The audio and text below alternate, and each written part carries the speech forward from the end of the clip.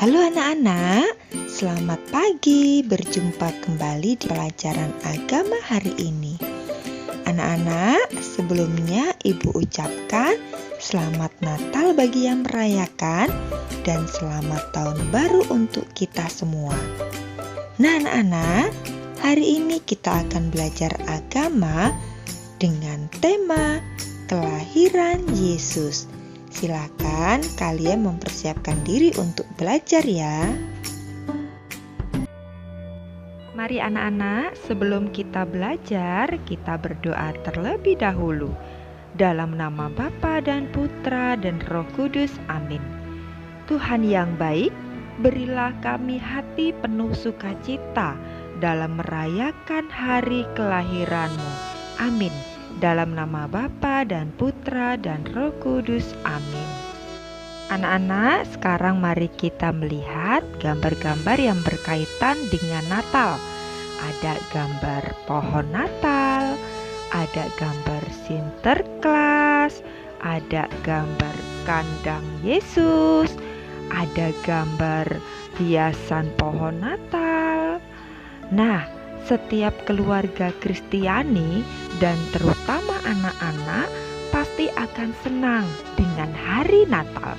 Semuanya dipersiapkan dengan meriah, seperti contohnya pada gambar tadi. Anak-anak, Natal adalah hari kelahiran Yesus. Kelahiran Yesus memberikan kegembiraan. Kelahiran Yesus juga memberi teladan kesederhanaan. Mengapa? Karena Bunda Maria melahirkan Yesus di kandang domba yang sangat sederhana.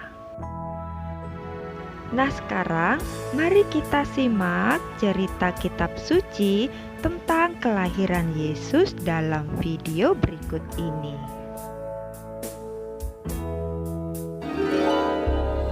Matius 1, Lukas 2, ayat 1-7.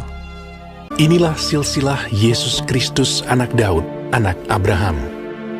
Jadi seluruhnya ada 14 keturunan dari Abraham sampai Daud, 14 keturunan dari Daud sampai pembuangan ke Babel, dan 14 keturunan dari pembuangan ke Babel sampai Kristus.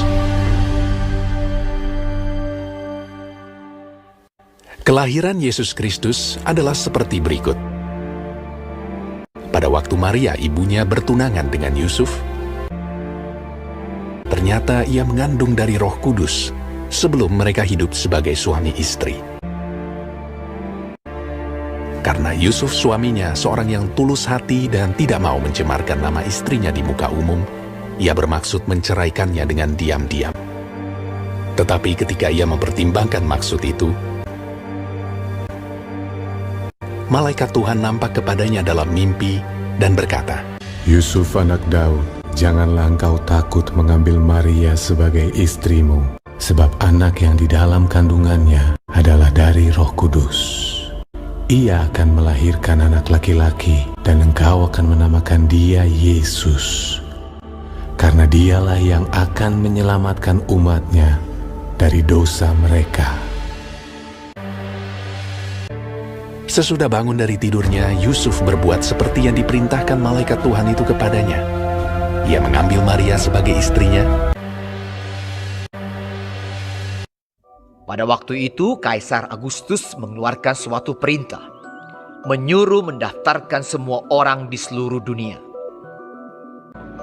Demikian juga Yusuf pergi dari kota Nazaret di Galilea ke Yudea, ke kota Daud yang bernama Bethlehem, karena ia berasal dari keluarga dan keturunan Daud, supaya didaftarkan bersama-sama dengan Maria, tunangannya yang sedang mengandung.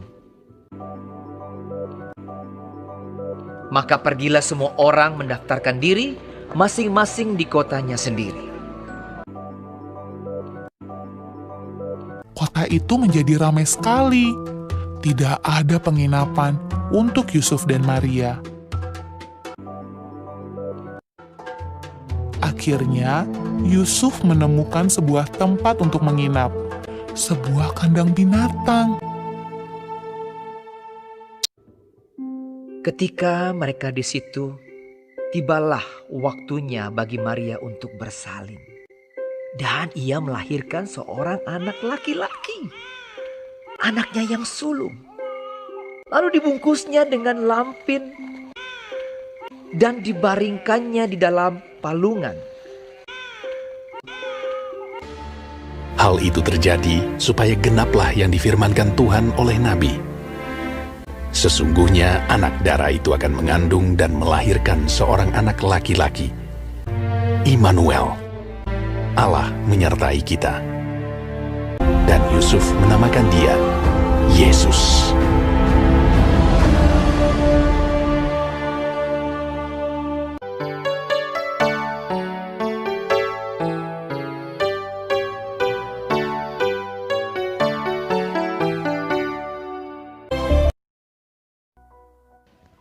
Anak-anak, Yesus lahir di kota Betlehem. Yesus lahir di kandang domba, dibaringkan di palungan dan dibungkus dengan kain lampin. Para gembala yang sedang menjaga kawanan domba datang untuk menyembah Yesus. Hari kelahiran Yesus disebut Hari Natal. Hari Natal dirayakan setiap tanggal 25 Desember.